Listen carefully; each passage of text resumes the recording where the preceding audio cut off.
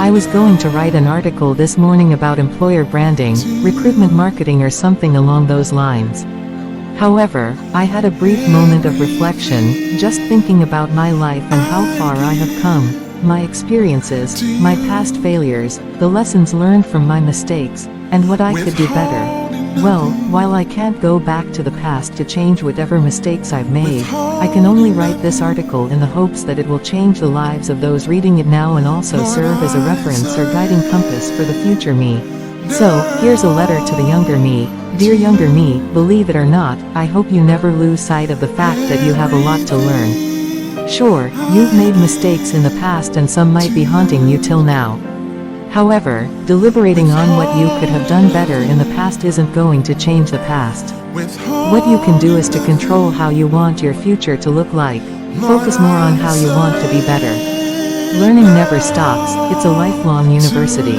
Remember that people are in your life for various reasons and for different seasons, and if you are lucky to have people who stay in your life forever, they are a keeper.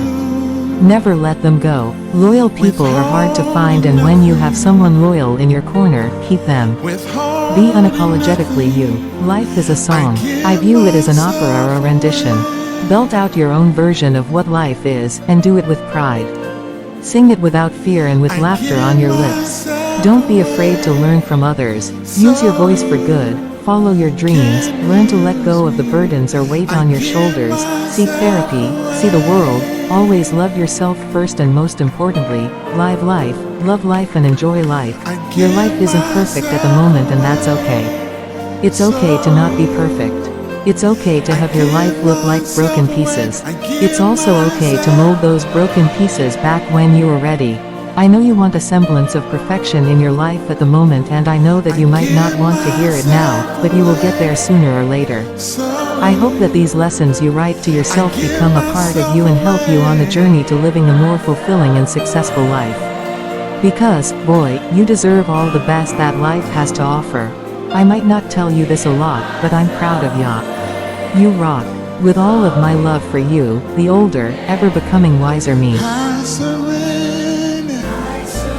I was scrolling through Instagram last week and I saw a post saying, I'm not a princess. I don't need saving. I'm a queen. I got the shit handled. The younger me would have nodded my head in agreement and raved about why I don't need saving. The older me realizes that everybody needs saving, no matter how little. It's one of the reasons why no man is an island. It's why we form alliances, partnerships, and relationships with people. It's also one of the reasons why we marry. Because sooner or later, we will all need help. Posts like this make me tired of the toxic positivity comments and quotes shared on the internet. It begs to ask, why are you surrounded by people who love you, or why have access to a network of people who can help if you don't ask for help? What's the essence of your relationship if you don't think these folks can save or rescue you when you hit a snafu? My whole life, I have been afraid of being labeled as selfish. Anytime I wanted to put myself first, I always felt that people would think of me as a bad person and all of the negative connotations that go with putting yourself first. Because of this, I put everyone else's needs before my own. However, I'm at a stage where I have realized that if you don't put yourself first, you aren't living life at all. Selflessness isn't about running yourself into the ground just to make sure that everybody around you is okay. In fact, I believe that selflessness means putting your own needs first before you try to meet the needs of others in your life. If you die today, people will move on despite what you've done for them. No one will follow you to the grave. So, why not put yourself first for a change?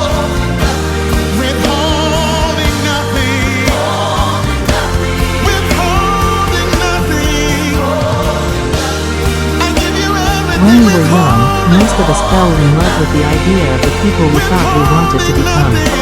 And sometimes, the society at large and even the people around us send us subtle messages of the kind of people they want us to be. Here's my take. The more you figure out what brings you joy, the more you can control your life and the things you want to bring to your life.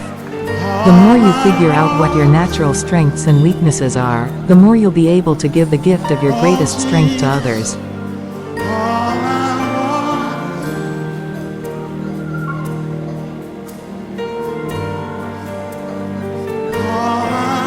When we were young, most of us fell in love with the idea of the people we thought we wanted to become.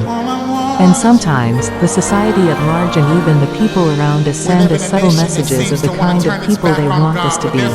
Here's my take: the more you figure out what brings you joy, the more you can control your life and the things you want to bring to your life. The more you figure out what your natural strengths and weaknesses are, the more you'll be able to give the gift of your greatest strength to others. Everything else that you need, all I want is you, Lord. You can seek after things but miss God, but if you seek after God, the things will come. All I want, I'm hungry, I'm thirsty. I thought I could help people by immersing myself in whatever drama or situation they were in. I'm talking about boyfriend drama, marriage problems, career or workplace issues, and beef with friends, you name it. The result was carrying on unnecessary and extra baggage. My need to help people led me to become over-involved in the situation to the extent that other people's drama became my drama too. Right now, I've come to learn that you could help people but do it from a safe distance. I'm not saying you shouldn't help people, you don't have to immerse yourself totally into what they are going through before rendering help. And whenever I caught myself starting to get too involved, I quickly walked away. Family opinions matter a lot, but be prepared to know that they can be wrong too. It's scary to see how many people lose their bearings or live meaningless lives because of family opinions. Lowering expectations is the key to happiness. When you expect much from other people, you are bound to be disappointed daily. This doesn't mean that you should lower all of your expectations or lower them to an impossibly low standard. What I mean here is to still maintain your expectations but limit them or keep yourself in check to make sure you don't expect too much. That way, you don't feel betrayed or disappointed every time. Expand your comfort zone whenever you can. You can gradually expose yourself one step at a time until you are ready to take on whatever it is that scares you or whatever life brings at you. I would also add that vulnerability is bravery. You might think that speaking your truth or sharing the pain and heartbreak you've experienced makes you weak or makes you feel like an unwise person. It's the opposite, actually. I'm here to tell you that the real act of courage is showing your wounds and bearing your soul anyway. After all, we are all human and have been hurt by something or someone, and it doesn't make us less of a person. Your past has the power over you if you keep it in the dark, but trust me, when you embrace the light and speak out, it's no match for the power that comes with owning your story. Being vulnerable is magic, and that magic brings healing. Finally, there's no such thing as a wasted lesson. While I wish I learned a lot of these life lessons when I was younger, it doesn't mean that they are worthless now. In fact, I think it makes them more valuable.